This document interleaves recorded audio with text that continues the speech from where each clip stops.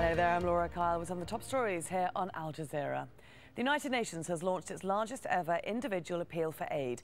It wants to raise $6.5 billion to help Syrians struggling to cope after more than 2.5 years of war. Our diplomatic editor James Bays is at the UN headquarters in New York with more.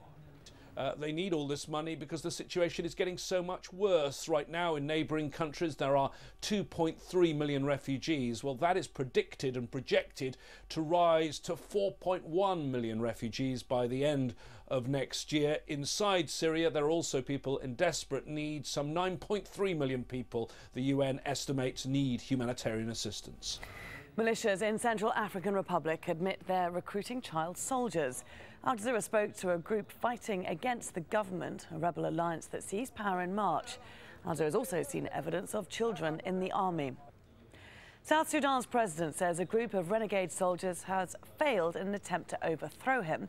Tensions have been high since Salva Kiir sacked his entire cabinet in July. And a statue of Nelson Mandela has been unveiled in Pretoria. The 9-metre bronze figure symbolises unity. Hundreds gathered for the ceremony on South Africa's National Day of Reconciliation, the day after Mandela's state funeral.